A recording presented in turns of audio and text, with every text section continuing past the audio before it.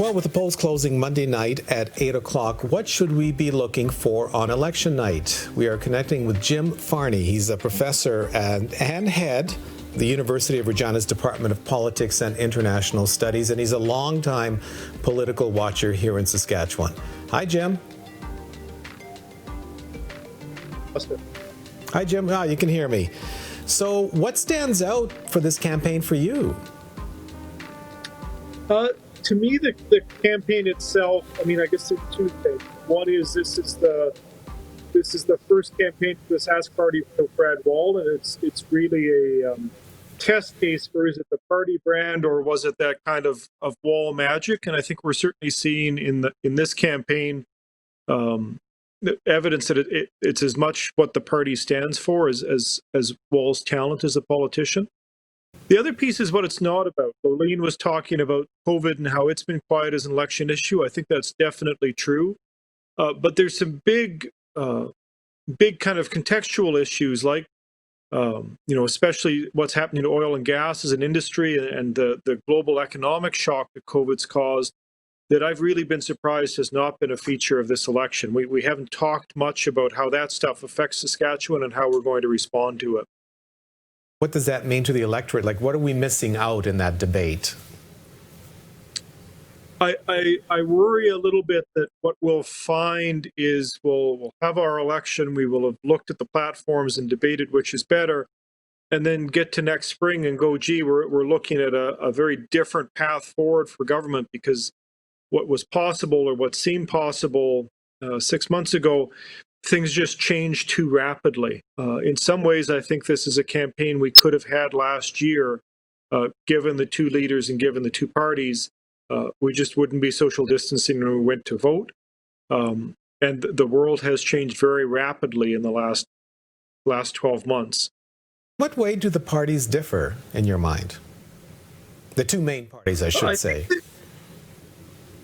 I think they've, in some ways, both moved to their ideological or positional core. I think with things like the wealth tax and with promises of reinvestment, with the de-emphasis on balancing budgets, the NDP is certainly taking a kind of more robustly social democratic approach, and you're seeing that in a lot of parties in the federal NDP right now.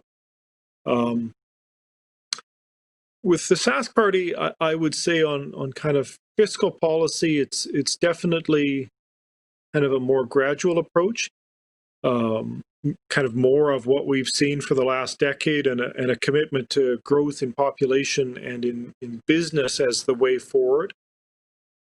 Some of that, I think, is obviously principle. Some of it is also how they seem to be organizing. The NDP has a very tight campaign built around Miley. You sometimes almost feel with Mo as if it's a campaign by committee, that this is an attempt to defend all of the last decade of the Sask Party. Well, Scott Moe has talked about bringing the economy back, and yet this is a party that has record debt, its biggest deficit ever. So what kind of credibility do you think he brings to the table when he talks about that?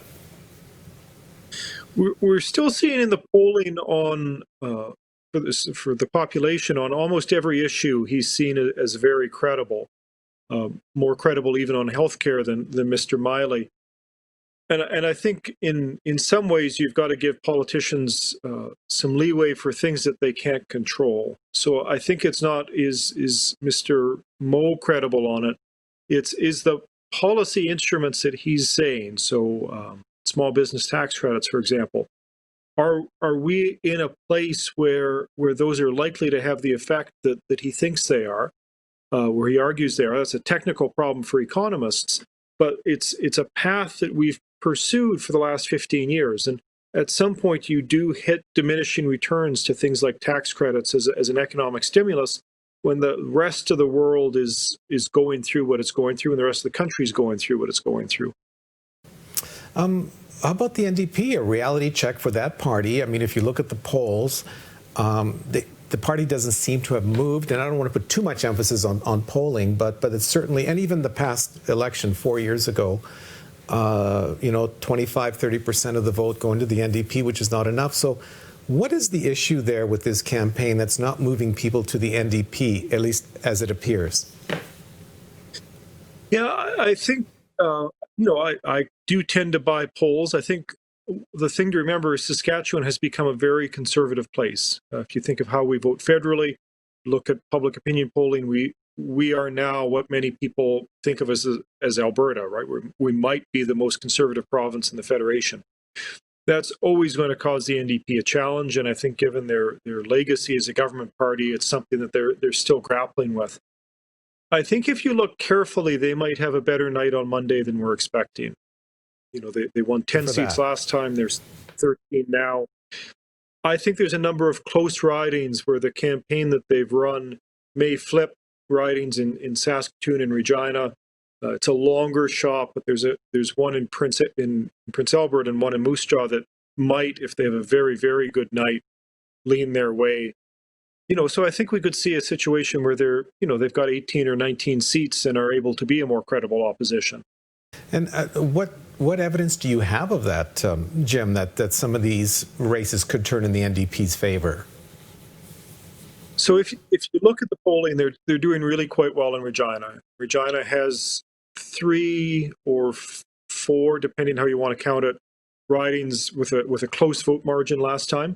Wall Shakers is one of them, and I think the NDP split its own vote there, so that might not go that way.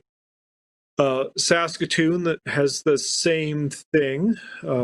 Even if you assume Mr. Miley's seat is safe, there's 3 or 4 there that were close, and they are showing they're not polling as well in Saskatoon as in Regina, but there's a bit of momentum. PA and Moose Jaw are longer shots. There's close ridings, but they've paid a lot of attention to a lot of attention to Prince Albert and made very specific policy commitments to Prince Albert in their platform. And I'm simply curious to see if that helps them a little bit there. One other question. I'm curious about this project you and some colleagues are involved in. It's an ebook on the 2020 election. Tell me a little bit about that. Yes, this is kind of a new thing. So it's a group of, I guess there's probably about 18 of us by the time you count all the co-authors looped in. So it's journalists and academics from across the province.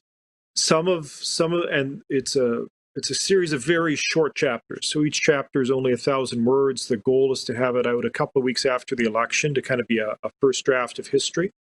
And it's covering both kind of the campaign dynamics and the parties and, the stuff we've all been talking about for a month or so, I guess. But to also give kind of deeper dives into, say, Indigenous issues in the election or agriculture in the election, health policy in the election, and so on, to try and put a bit of a timestamp on it.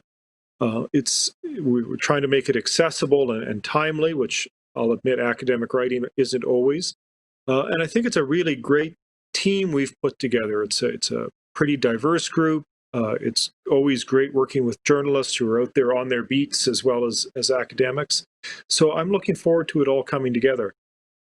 I am as well, and when it's done, I plan on putting a link to that ebook on our Facebook page as well. So I'm looking forward to that. Jim, thank you, and interesting observations about where this election may go Monday night. Thanks for taking the time to talk to me today, and all the best. Thanks, Costa. Best to you too.